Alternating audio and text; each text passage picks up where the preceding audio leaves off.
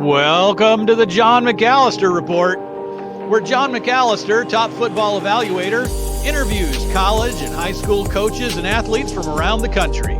Sit back and enjoy today's podcast. I'm John McAllister, and today, as my guest on Coach's Corner, which is a part of the John McAllister Report, my guest is a running backs coach from the University of Cincinnati, Darren Paige. I think he is one of the bright, young coaches, tremendous recruiter. Darren and I go way back to his high school days, back in, I think, 203, 204. He played at Rossford High School, and I also helped select him to the Big 33 team that year. He's paid his dues. He's come up the hard way. He's small coaching jobs, and now he's, I don't know, pretty close to being one of the top programs in the country at the University of Cincinnati, working for Luke Fickell. So if you sit back, Darren has a lot to say. He has great philosophy, great insight.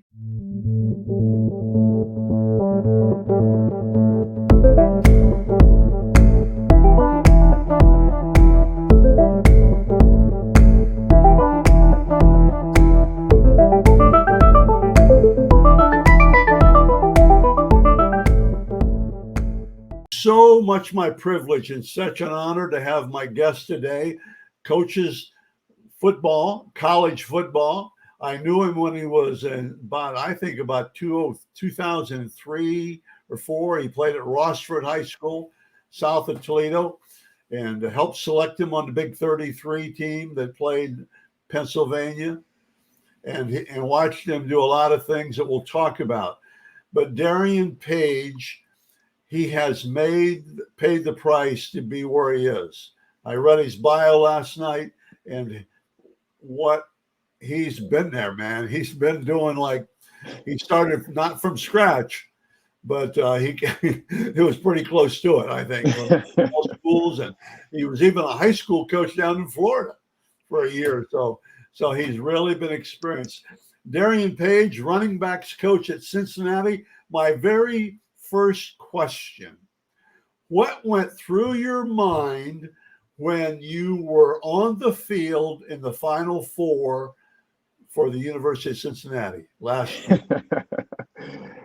That's a great question. It was a bit of the first time I ran out of the tunnel, it was like, wow, kind of your eyes open up. We're practicing in Cowboy Stadium, and I had been there before a few times. I was at Midwestern State. We had played there. But just how kind of surreal the opportunity was. But at the same time, there was a piece of me that was just like, we deserve to be here. We had a team that was good enough to play.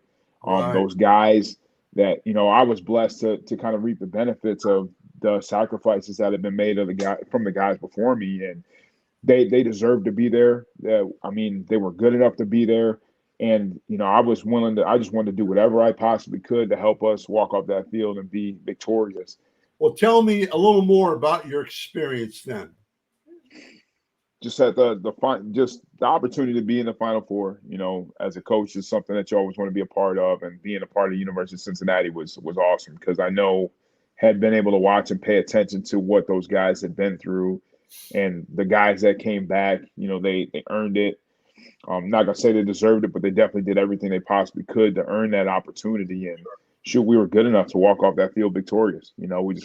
UC is in the buzz now, aren't they? Man, they're rolling. UC football, UC basketball. It's crazy, I'm sure.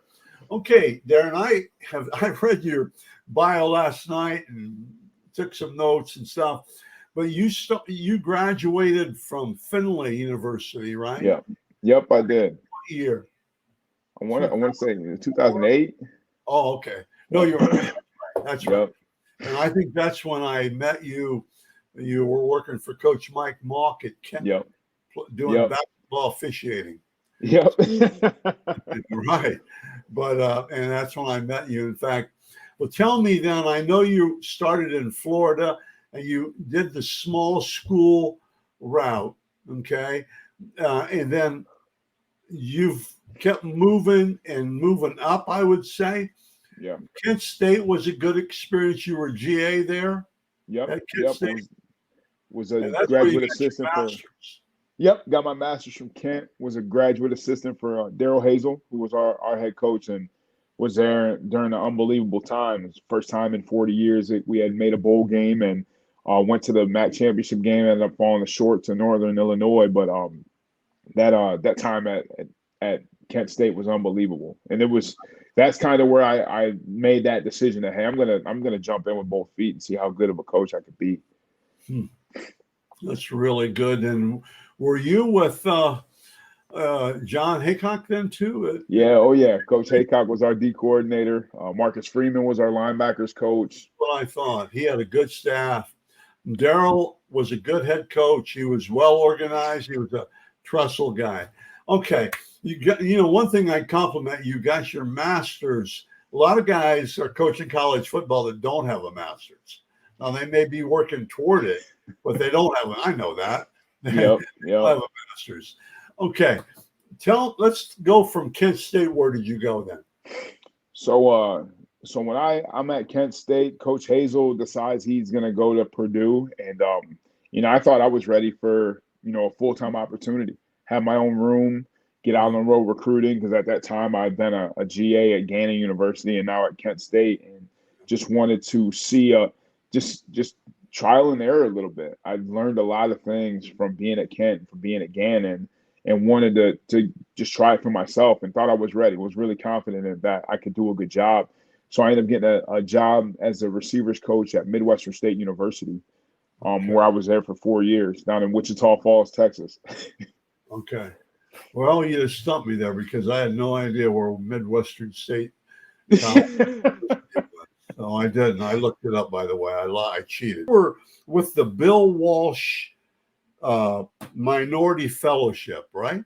Yes, Did sir. you have one of those with Tennessee Titans? Yes, I did. Yep. So explain that, because a lot of this interview, I think I think African American coaches should learn a lot. What's out there, and if you keep working, what's out there. I mean, and I guess I am narrowing it to African American coaches because of the Bill Walsh. Tell me about that fellowship. It was a good opportunity for me. So at that point, I'd been coaching for, I was at Holy Cross when I got the opportunity. I'd been coaching for 5 or 6 years, and the opportunity was presented to me. Craig Ackerman, who was the special teams coordinator for the Tennessee Titans, still is at the time, and I had never even thought about the NFL. Really enjoyed college football, enjoyed the relationships and the opportunities that it gives with the young men, just building men, period. So I had to at least investigate. You always want to know about what the opportunities are. That's the highest level of football in the world, and you want to see how they do things and what it's like, so you can come back and train your guys that way. So going down to Tennessee and spending that time during OTAs and mini camp was invaluable. I made some great relationships with some coaches that coach in the NFL. Got a chance to just see some legends and some really great football players. And the one of the probably the neatest thing for me was, you always think that these players are so talented and they're uncoachable because they're already at the highest level. What can you tell them to help make them better? And it was the complete opposite. Those guys are open books. They want to be coached. They want to learn. They ask you questions regardless of whether you're the coordinator or whether you're a guy that's there doing an internship. Like, they want to pull you to the side, pick your brain, and watch film with you, and just spend time with you and see what nuggets they can get to help them really extend their career and play longer.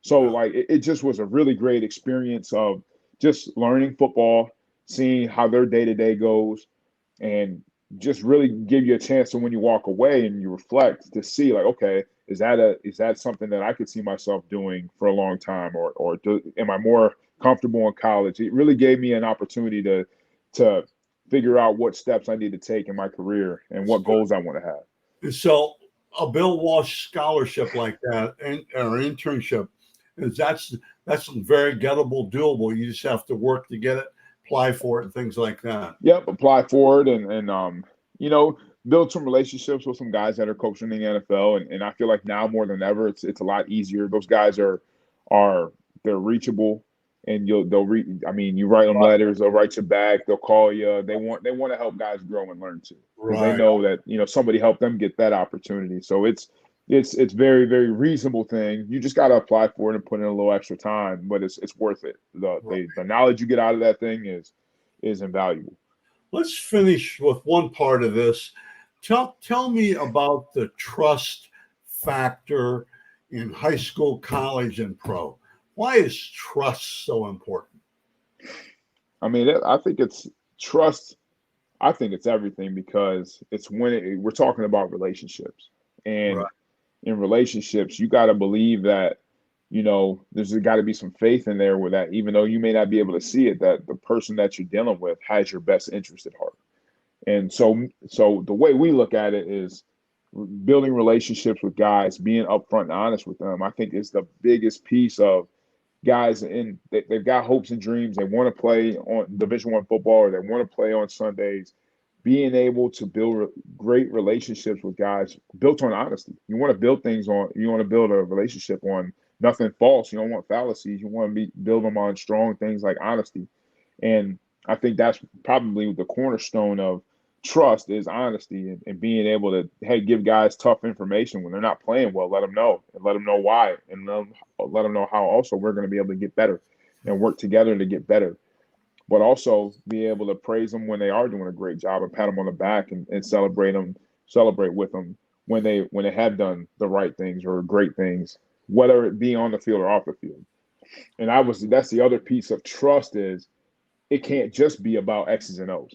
It can't just be a football piece. It's got to be all encompassing. We're in the business of building men. Men have to know that you've got their back, whether it's in the classroom, whether it's in discipline, whether it's in the weight room, whatever the different, aspects of being a football player, it's all encompassing. And they gotta understand that. Once they realize you love them as a person, you appreciate them as a man first, before they get in pads and cleats. I think that's where the trust is built, and that's where the relationship has its most strength, and you're able to coach them as hard as they need to be coached to accomplish their goals. That's really good. It's really good, Coach. I think, I taught junior high for my last 15 years, and junior high. I think that is junior high. I think kids need to know you love them. Of course, when I was young, if you said the word love, you giggled, all that stuff. But players talk freely, college players, about the love factor. Man, I love you, dude. Yep. I think it's so important. And everything you've said goes back to trust. And what'd you say? Tough information. I'm going to have to remember that. That means if you're not playing well, you got to give them some tough information. Absolutely. I think that's huge. Okay, let's go to high school recruiting. Your coach, you recruit running backs. Do you also recruit initially all players, or are you just position recruiting? It starts off as all players. So we have areas. Right. My area in Ohio is from Northwest Ohio all the way down to Dayton, and from there we make sure the players get to their position coaches to be evaluated again. And then obviously I have the running backs all over the country. All over the country, right? Yep. You have to jump in the jet and fly someplace, right? Usually. Absolutely. Yeah, well, honestly, hopefully the best ones are right here in the state of Ohio, and we want to keep guys in the, at home as much as we can. But, if we're not able to get the best ones in the state of Ohio, we got to go find a great one that's going to help us continue what we're doing. Okay, let's don't talk about the physical part of it. What do you look for in running backs? And what do you, and let's, because in Ohio, it's really tough. I think sometimes they have three, and then three really good ones, 2, 3, then other ones have a chance to be really good. Mm-hmm. But they're not going to they're going to develop. I mean, I can tell you there's a running back that I really like in Maple Heights. There's a running back. He's a senior, a junior down in Gehenna that I really like, but they have to develop. The kid, and you can't comment on players, I know that, but what do you look for other than the physical part? What do you look for in running backs? For me, it starts obviously with the physical part, evaluating the film. Second thing is I want to see it's toughness really for our whole program. Is we want guys tough, and that's physically tough, that's mentally tough, that's emotionally tough. So I want to know how you handle situations. Are you the best player in the team? Are you a leader on the team? Are you a captain? Do guys look to you when there's adversity and in those situations on or off the field? Like, how can we count on you to be tough in every aspect of your life? And that's probably the biggest thing is I can see that through your academics. I always go off the ABCs of recruiting. So it's athletic ability, books, and then character. But the books and the character piece, I think, are huge for me to see how you're going to handle adversity when things get tough. And when I say books, I mean adversity could be you got two projects due, a big exam, and you got to figure out and a big game on Friday. You got to figure out how you're going to manage your time and make sure that you're not shortchanging any aspect of any one of those classes, any one of those projects or tests, and you're not going to let your teammates down on Friday. You got to figure it out. So that's, to me, that's encompasses some emotional toughness and some mental toughness and those things. And that is a direct correlation of what happens on the field. Academics creates mentally tough finishers. So if you're going to handle the academic piece, you can handle 3rd and 7. You can handle if they're bringing edge pressure and you got to pick up the blitz. I truly believe that.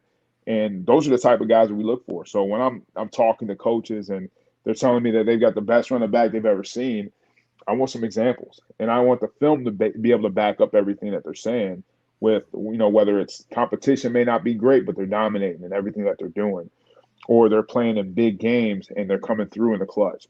Those are the things that I kind of look for that are going to help us continue to be who we are. And then as a running back, just the physical piece, the tools. I want to see if you can do the things we ask our backs to do and then add something to the room. I want to be able to, whether it's catching the ball in the backfield, whether it's route running ability, whether it's your unbelievable in protection. I want to see what you can add to the room to help make us better. Okay, the one thing I use there, one question I ask running backs is if it's 4th and 1 on the 1 going in and your tie ball game, do you get the touchdown? Or if it's 4th and 1 and you're up by 25 points, 40 points, do you get the touchdown? I want to see, you see what I'm saying? Yeah. It's so huge, that mental part of it. And I've got guys, and they think it's silly, but when they do highlight films, don't show me, first of all, fullback, don't show me just running plays. Yeah. Show me what you're blocking. I want to see you protect. And then the other thing with running backs is that don't show me every play running the football. Show me blocking. Show me running outside. Anything. I want to see on special teams too. I want to see you run down and make a tackle on kickoff or be on the punt team. Like that's because you got to understand once you get to college, we're a one-back offense. Now I've got 8 guys in the room. They know one guy's probably gonna get the bulk of the carry. We'll have some rotations, but you're gonna have to play special teams if you want to travel. Being on 2 or 3 special teams, and I expect you. The standard in our room is that you're gonna be a star on those special teams. You're not just gonna be a guy out there filling the spot. Like we want you to make plays while you're out there. That's your opportunity, and that will lead to you getting more carries. So absolutely, I'm 100% with you. As I want to see you do. I want to see you be a football player. That's the way I describe it.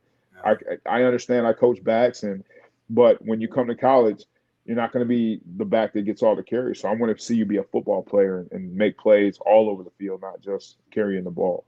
Okay, I have one more question for you, and it's a tough one. I've known Coach Fickle forever, okay, since he left as a junior, maybe he was a senior at Gallion, Ohio, okay, in a tournament over there. He was undefeated, though, right?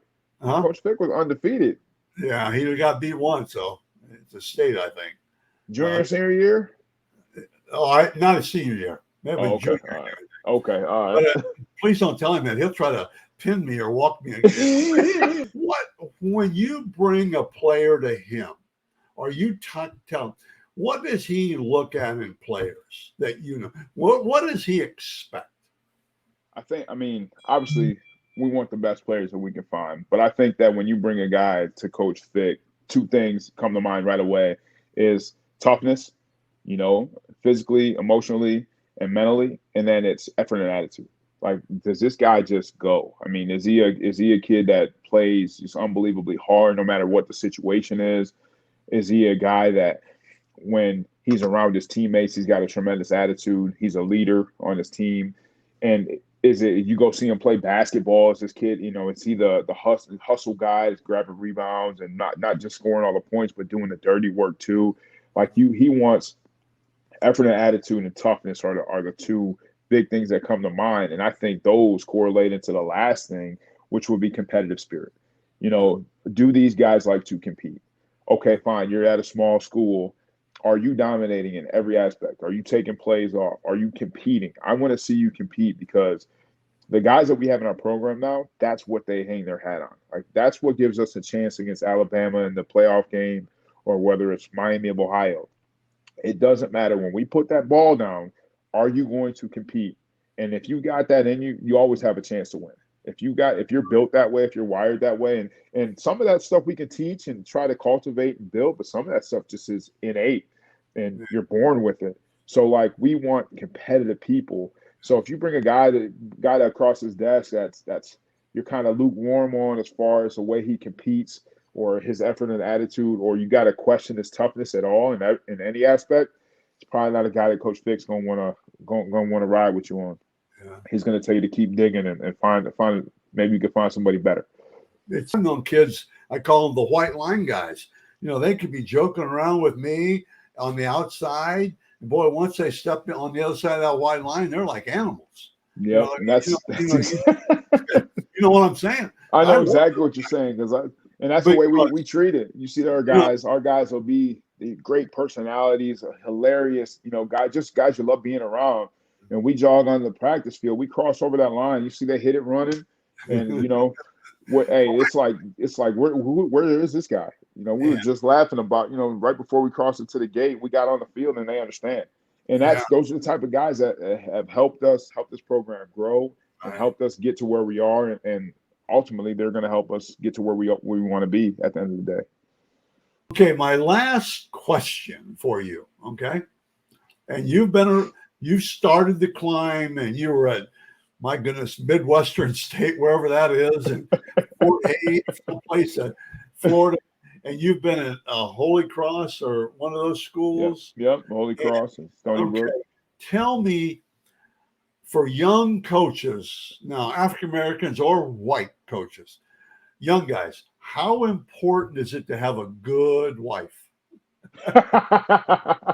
Hey, it's probably the most critical piece to your success, and it can lead to your success or your demise in this profession because this is a very selfish profession. I hate to call it that, but it is what it is.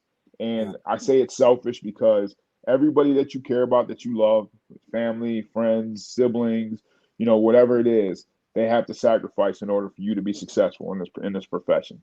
So if you got a partner that's understanding, that understands the just the sacrifices that you got to make, you're at the end of the day, you're spending more time with other people's kids than you are your own at times. Yeah. So if you got somebody that can get that and understands it and has your back and is supportive, and myself, have to do a great job of making sure that you integrate your family amongst those guys. I just had the backs over here on Saturday. We went to Top Golf, and then we came back to my house and had dinner, and they're playing PlayStation and playing cards and those things around my house, and they're playing basketball with my son Zeke and hold my daughter. And if you can integrate those guys in your family and make them become and feel like family, it doesn't feel like as much of a sacrifice, but everybody feels like they're a part of it when we go and play in bowl games and win conference championships, and they celebrate on the field, with the players and with us. It feels like, hey, we've accomplished something. So you got to make sure everybody feels like they're a part of it, and you've got to have somebody that just understands that and knows that at times you've got to make decisions that are best for those young men because you want to help build them and help them grow and be successful. So I'm so grateful for my wife Amanda and just my family, and she loves being a part of it. She loves building relationships with the guys and just being like a mother to them. And they know I have an open door policy at my house. If all they gotta do is call before they come, and they're more than welcome because that's just I want them to feel a part of my family. I want my family to feel a part of all the hard work and time and dedication that it takes for us to be successful. That's an important piece. So your wife has to be